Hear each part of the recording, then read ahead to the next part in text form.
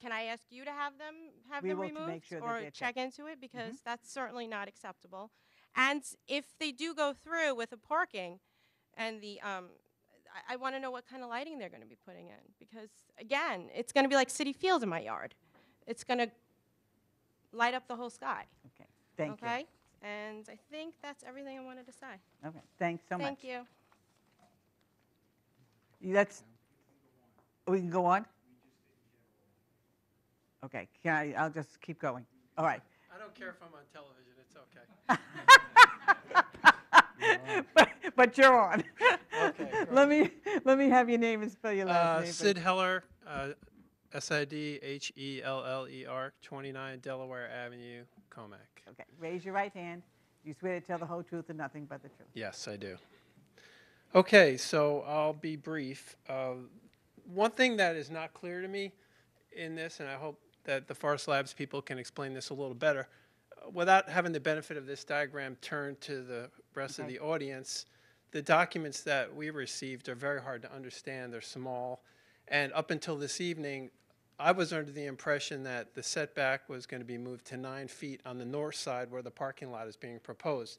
So now I understand that that's just for the walkway on the back side, Yeah, right? you see it over there? It's right by the parkway, all the way over there. Okay, well, I'm sort of turned sideways here. So if I went, can you see this chart here? Yeah. He'll show it to you right here. Okay.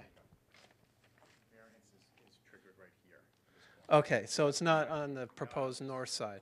Great, okay. So that's interesting to know. So then, what I'd like to know then, just how many of those trees on the north side are they taking out? So they're going to put a walkway in. I drove through the facility today, and that's a very narrow area. So in order to put in if I understood this correctly, to add an additional 400 spots to that location, some portion of those trees have got to come out. So I'd like to know Okay, how much of a buffer is being removed, and then how much of a buffer is being removed for the trail.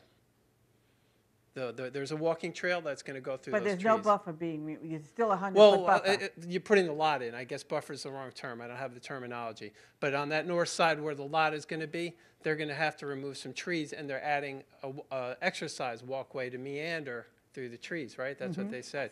But I would also recommend that Forest Labs could put a gym inside the facility and a treadmill, and that would eliminate the need. No, I'm not trying to be funny. Okay. There are a lot of businesses that have a small workout room. Okay, I'm not trying to be funny, honestly. Okay, so the other issue is the rush hour traffic that's clearly dangerous. Anybody that goes up there. So if it's an additional 500 people we're talking about that are going to occupy this facility, that's going to add to the parking issues and the traffic. The one issue that nobody raised that is clearly going to be an issue for the people that live on that north side, again, is the Sunken Meadow State Park. You can see it from your diagram. If you go there in the early morning and you go there in the latter part of the day, it's quite noisy. You can hear the cars going down the parkway, especially on a rainy day. So I would invite you to come by and take a look at that. The more trees that you remove there, the people that live along that side of the road there, they're going to hear that traffic at night. They don't hear it now. They're going to hear it really loud. And what's interesting about that is a few years ago when there was a news event in our neighborhood, a news reporter, which I live down the block, maybe 300 yards from this, she commented that she could hear the traffic from my house. So that's going to be a real issue for the people that are there. So hope you'll consider that. And then while I don't live as close as everybody else, here's my concern. I live down the block, but these people who put their life savings into their homes, when they now suddenly have the factory on top of them, although they don't feel it now, they will, and they want to abandon the neighborhood, the real estate values are going to decrease. So then there's going to be a domino effect in the neighborhood. They're going to sell their homes for less. It's going to change the character of the neighborhood, and that's going to affect me, and that troubles me greatly. So I hope you will consider that. Last but not least, there's a cul-de-sac right off of that north proposed parking lot. So while this is not an issue today, I would question how long is it going to be before Forest Labs will come back and say, we'd like to open up that cul-de-sac so it's easier for the people, for those 500 spots to get out onto Orange Avenue to access other ways to get out instead of going onto Comac Road. So that concerns me that you'd approve all those spots and then they'll have access to that road. Thank you. Thank you so much. Okay. Okay, last one. Okay. Let me, that's good, take the mic. How you doing? Okay. May we have your name, please, and your last name? Michael Pennella, Pennella, 43 Delaware. Okay, raise your right hand. Do you I swear to tell swear. the whole truth and nothing but I the swear. truth? Okay, thank you. Just a couple of points. I mean, first off, they're talking about a walkway for lunches and talking about conveniences for their employees. Well, I don't know how many people work in Manhattan. It's not convenient. Still got to go. They're putting a parking lot because at the other side is too much of an inconvenience. So they're going to put it right by where everybody lives as opposed to the other side, okay? Then they're talking about a walkway for their employees to have a lunch break and go for a stroll. Well, I don't know about the rest of you, but I work at a job that we don't have parks. We don't get to go leisurely walks. This is about, they're talking about consolidating, right? So they're going to add 500 more people. They're going to double the traffic that's already been doubled since 2004. Not to mention, you have 3 schools within a half-a-mile radius. People cut through there now in that area. And then in the morning, you have kids at the bus stops all around that neighborhood, okay? So now they can add 500 more. Consolidate, consolidate. Not to mention, they're talking about a cooling tower. Now, I don't know how many tons of cooling tower you're talking about, but cooling towers run 24/7. So there is a lot of noise that comes out of that cooling tower. And when they start trimming those trees down, the people in the area are going to start hearing that cooling tower. And then you're going to start seeing stuff up in the air, okay? The other thing is, the last time we had so many rats, snakes, raccoons, are they going to go there with traps? Are they going to take them out? No, it's going to push and push till it goes into the neighborhood. And what about the kids? You know, kids play in this neighborhood. You know, we all have small kids. You know, I'm sure these gentlemen here dress very nice for this event. There's 6 people for this thing that's very, very minuscule to them. But I heard a couple of areas in Oyster Bay. I like to see them think about if they liked it in their neighborhood. All right? Thanks. Okay. That ends that. Mr. Guy, I'm going to ask you to come back and see if you can answer some of their concerns, and then I will close the hearing. Thank you, Madam Chair. Okay. Can you hear me? Okay. Yes. I'll just try to address them and try to lump them together to the extent that I can. You know, we're hearing a lot about this wooded area here. I just want the board to understand. I think the board does understand, but I don't think the residents understand because they're focused on this. We're not here at all for what's going on here. We're not. This area here, the zoning code requires that we maintain a 100-foot buffer. We are actually maintaining the 100-foot buffer, but for the walking path. But, you know, someone said, well, how much buffer will be left? Well, there'll be 100 feet of trees that will remain. That's what the code requires. It doesn't require more than that. And this board recognized that back in 2005 when they approved the land bank plan for this area. I also want to point out, and listen, I'm not trying to minimize the concerns that the neighbors have, but I want the board to understand, they're not technically adjacent. They do probably see what's going on, but there's also, I'm sorry, well, you know what, I'll turn it this way, okay, if I could, so maybe the board can see it also. You know, that we have a right-of-way there, it's a 50-foot right-of-way. So my point is that it's actually a 150-foot buffer between the backyards of these residents and the parking lot. And then it looks like another 300 or so feet before you ever even get to the building. So again, we're really not, this is really not, the variance is not about what's going on here. The variance is about what's going on here. And I'm not really hearing much about that because I don't think that impacts anyone in any way. With respect to the environmental forms, Allison mentioned that they had not made a decision yet. We did submit an environmental form as it was required by the State Environmental Quality Review Act, so that is in. let's see here. You know, people are concerned about this building. One thing I would like to point out, this land, although you may have had the benefit of a lily tulip cup factory here that may have been smaller, the fact of the matter is this property is zoned light industry, and you can get almost anything in light industry. There could be, you know, smokestacks, there could be trucking facilities, there could be all kinds of uses here.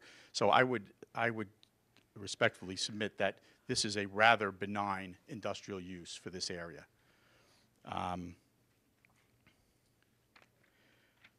You know, again, going back to one of the comments that we are infringing by doing something here. We're not infringing. We are actually complying. About the cooling tower, I mentioned to Ms. LeBlanc earlier, she had asked about what comes out of the cooling tower. It's water vapor is what I'm told. And whether you'll see it or not really depends on what the weather is like. If it's, you know, I guess depending on whether it's cold out or warm out, whatever, if there's a difference in temperature. What's that? Excuse me, Well, you're not okay, speaking from okay. the audience. Okay. It does not run 24/7, I'm told. It is intermittently used depending on what's going on inside. I mentioned to Ms. LeBlanc, who's the person I was referring to earlier, about we will look at the trees there. If there are, you know, if there are holes in the buffer there, we'll be happy to work with her. Also, she mentioned about the lighting, as you properly pointed out. If the lighting is shining in somebody's house, Okay. it can't. So we're going to have to make changes to that. So we'll make sure that we shield it properly. The new lighting in the parking lot will also comply with all the dark sky ordinances. So there's not that the lighting in the parking lot will not shine, you know, into neighboring properties. So that should not be an issue. And then I guess the last thing is that with respect to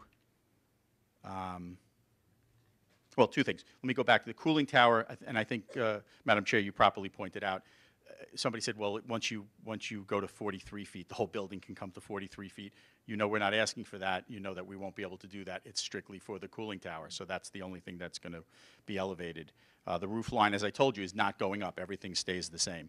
And then the last point is this walking path.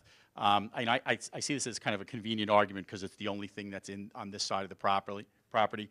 But, you know, we're just trying to do the right thing by our employees. I mean, you know, today's world, you know, people try to be green, environmentally friendly.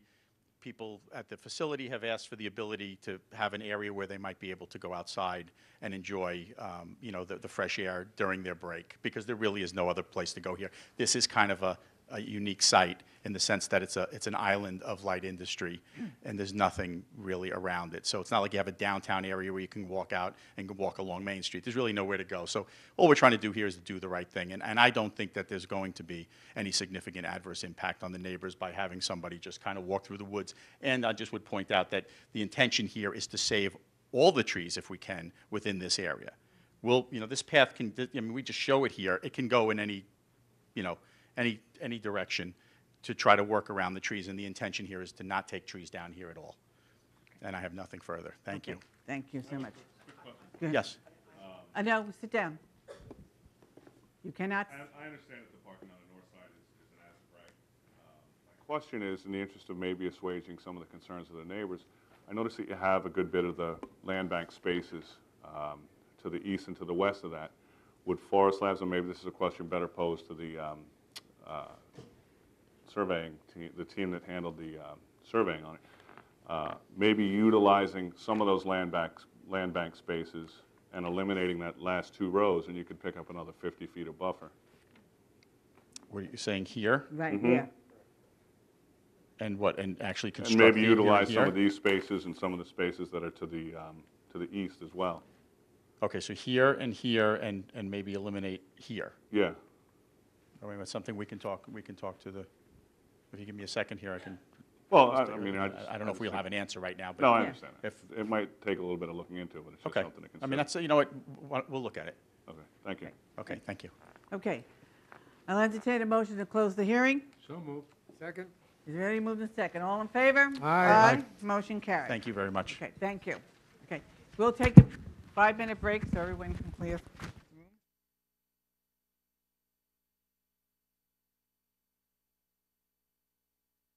230 Lake Avenue, St. James, location, east side of Lake Avenue, north of Railroad Avenue, St. James, property zone CB.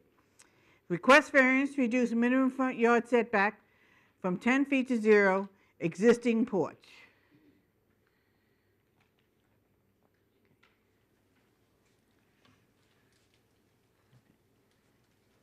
Mr. Manager, can I state your name and address, please? Pat Mazzeo, 11 Sonic Drive, St. James, New York. Okay. Raise your right hand. You swear to tell the whole truth and nothing but the truth? I do. All right. You want this gentleman, can you speak for him? He'd want to speak if I have to clarify something. Okay. All right, tell us why you're here. He knows less than me. I thought he's going to speak. All right, go ahead. That's why he's going to speak. He's going to speak, okay. Go ahead. Yeah, go ahead. What are you guys asking me? I don't know. What are you asking for? You coming for a variance? Well, the papers, they're there. That's what we're asking for. We, we tried to correct supposedly certain things which they ancient. And, I never done those things myself. But since has been brought to the attention, they have to be corrected. Okay, I'm here to address it. all right.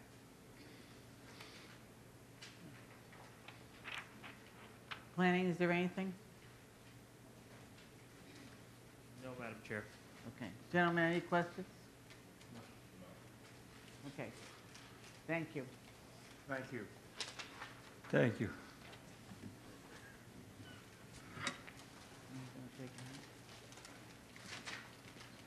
Is there anyone here that would like to be heard on this application? Hearing none, I'll entertain a motion to close the hearing. So moved. Billy moved in second. All in favor? Aye. Aye. Motion carried. We keep it alive. Yep.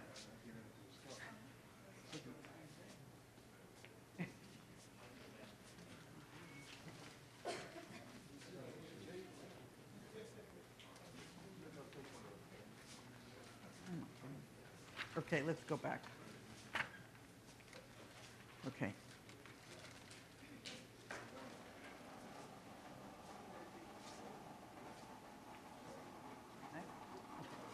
Next case is case 16627, Paul Carlozzo, 157 South Placid Avenue, Smithtown, location, north side of South Placid Avenue, west of Garvey Drive, Smithtown, property zone R10.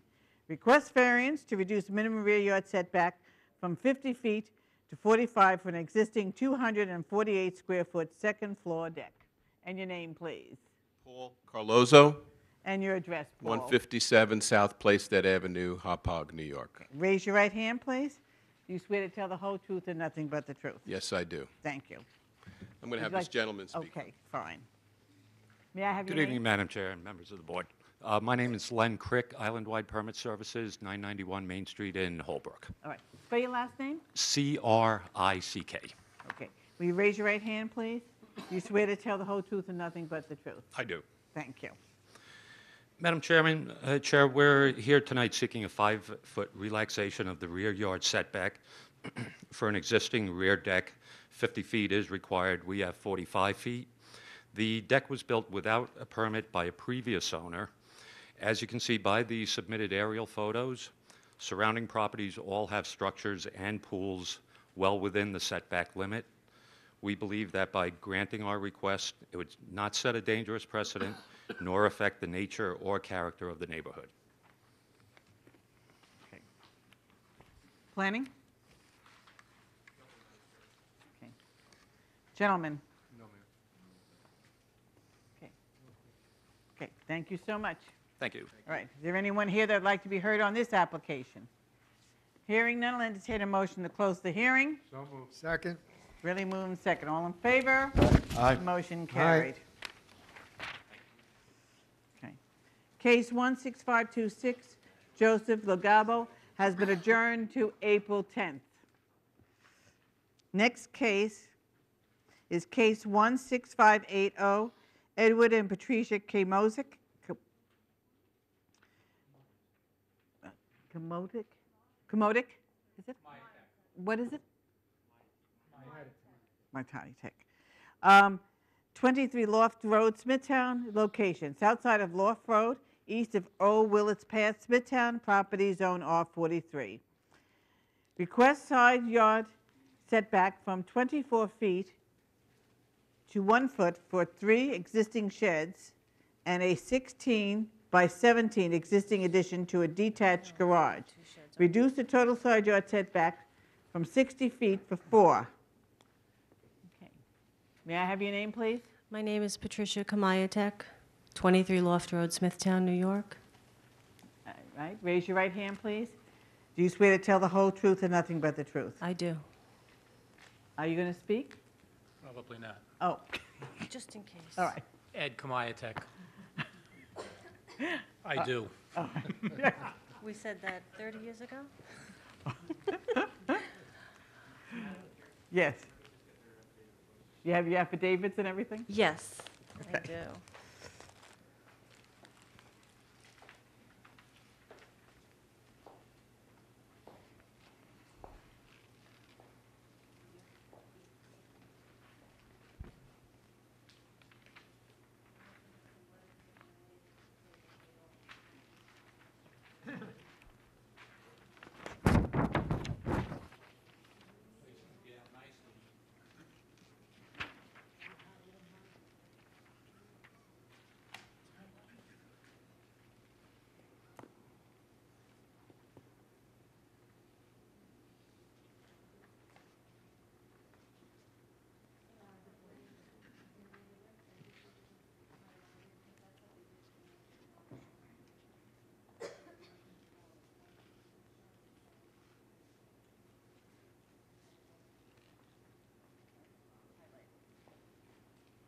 Yeah, right, they all come to us. Guess you should have did that a while ago. What? You should have done that. Go ahead. No, done what a while ago? Okay, I have to answer these 4 questions. I'm here for a variance for an existing garage addition. I purchased the home this way, so I inherited this problem. I purchased the home, we purchased the home 12 years ago, and the extension to the garage was already there. My neighbors have no problem with it. As far as you saying it will be a detriment to any of the neighborhood properties, neither the garage extension or the sheds have created any impact. All my buildings match. I painted them all the same. They actually look nice aesthetically, but the garage extension was previously built. So I didn't do anything with that. It's just used for storage right now. And I don't know what the previous owner did with it. He had it as a workshop or whatever he did with it. But that's how we purchased the house, so I'm asking for the variance because I would, I guess, lose value in my home if I had to do away with it. And I'd like to get the variance and permits for everything because I will, if I foresee selling the home in the near future and would like to have that all done with. The sheds I did build, just for, we have a riding mower, we have a big piece of property. We have horses, and I store shavings, bedding and horse equipment and some of the, in the sheds, bicycles, riding mower, all that kind of stuff. And that's basically what the variance is for. The one shed is on the west side of my property. That is 1 foot from the property line. I have a letter from my neighbor that said he has no problem with the shed being that close to the property line. I live on a bowling alley lot, so the town tells me they're cold. They're 100-foot wide. I have almost an acre and a half. It's 100-foot wide by about 576 deep. And if I had to put my sheds, both sheds, they have sheds on either side of my property. If I had them 24 feet in, they'd be in the middle of my yard. It would look ridiculous. And right now, actually, I think tried to make my yard look very pretty with the buildings matching and make it look nice aesthetically. It would look awful if they were both 24 feet from the property line. And the other sheds on the other side, which I got letters from my neighbors as well for the sheds and the garage extension, nobody seems to mind. So I don't see it having any detriment to any of my neighbors or the neighborhood or the environment. Whether the benefits sought by the applicant can be achieved, some method feasible other than a variance? Well, I can't do anything about the garage extension because, like I said, I purchased the home that way. I'm very nervous, so I may be repeating myself. As far as the other two sheds, they're 7 feet from the property line, not 1 foot. Only the one shed is 1 foot from the property line. And the garage extension, actually, the original garage is 4 feet from the property line. That's how the house was built. It was built with the garage 4 feet from the property line. So the extension is actually further in. It's 7 feet from the property line. So it's further away from the property line than the original existing garage as far as that extension. So, yeah. And allegedly difficult, self-created, only the sheds I built. I didn't self-create the extension to the cottage. I would like to get this off my shoulders because it's been very stressful with this. Okay. Sorry. Unfortunately, even though you did not build it, you are responsible for the extension. Well, And whatever I can do to make it comply, Yeah. I I guess they will- didn't pick it up when you went to closing. Nothing got picked up? Yeah, we bought the house cash. Okay. So, but whatever we can do to, make it comply, we'd be happy to do that. But I don't want to have to take it down because it would force, I'd lose value to my home if I had to do something like that. But just tell me what I have to do. Okay, that's fine. Other than that, please. Okay. Is there a C of O for the original part of the garage? Garage, the original garage, yes. Yeah. And that's the part that's 3.8 feet from the property line? Right. Yeah, 3.8 or 4 feet, right. Yeah. It was Thank a you. Two-car garage with the extension. Okay. Planning? Nothing, Madam Chair.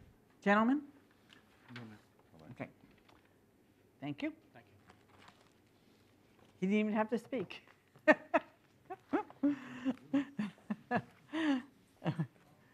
Is there anyone here that would like to be heard on this application? Hearing none, I'll entertain a motion to close the hearing. So moved. Second? Really moving second. All in favor? Aye. Aye. Motion carried. Good night. Next case is case 16605, Joseph Dean, 11 Bradford Street, Nesconset location. East side of Bradford Street,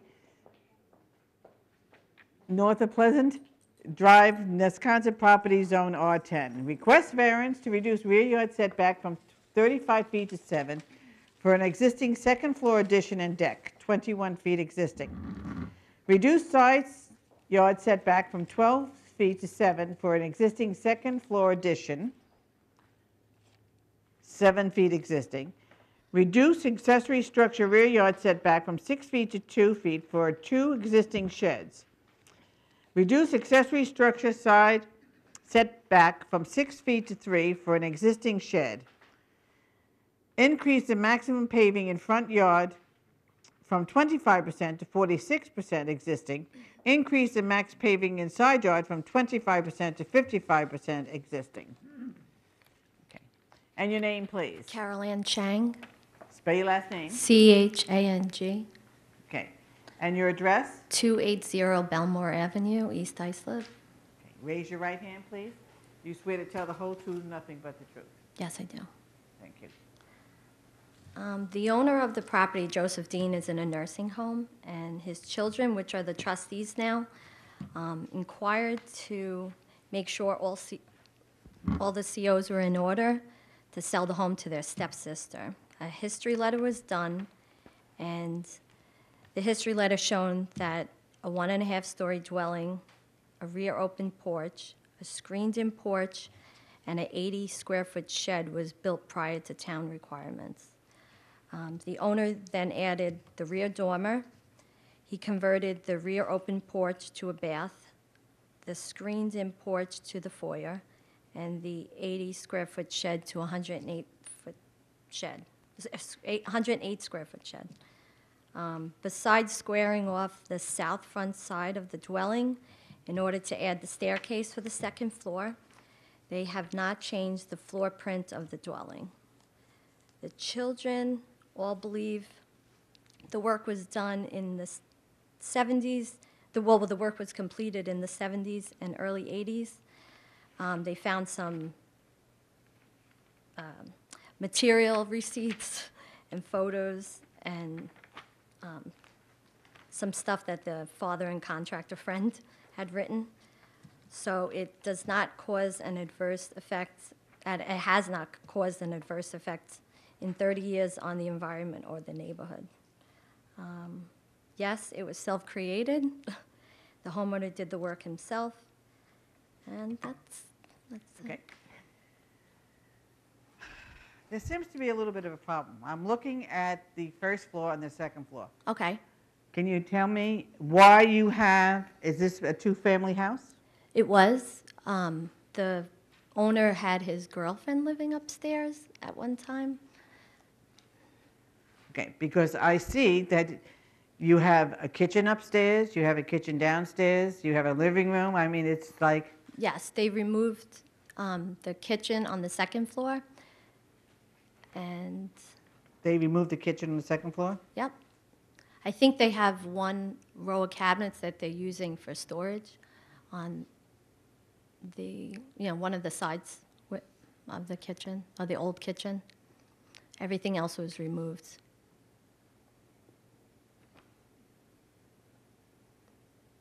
And what is that being used as now? The house is actually vacant. He's in a nursing home, and I don't mean that. What is Oh. the kitchen going to be used as? Well, Just a room? yeah, it's all open. It's like an open area. The room in the front of the house, actually, even on the first floor, all the bedrooms have openings. None of the walls are completely closed. It's an odd situation in that house.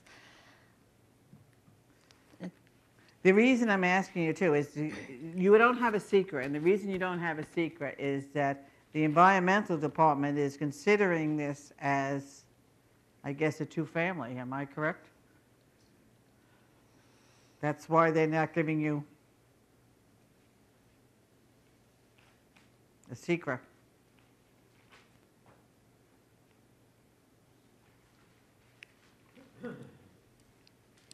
There must be, in the file, the secret report, Steve, is there, the reason being they have? Thank you.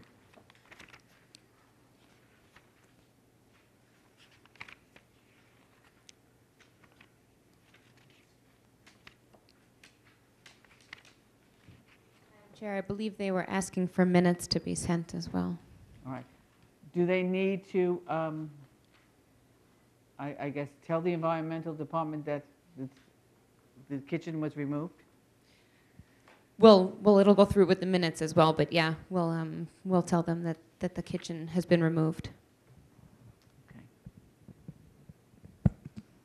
Okay. Okay. All right, so there's no action tonight until we get the environmental report. Okay, and how long does that take? I can't Okay. say. All right? All right, thank As you. soon as we get it, we'll make a decision. Okay, great. All Good right, night. Thanks, thank you. Any questions? Planning? Madam Chair. Gentlemen?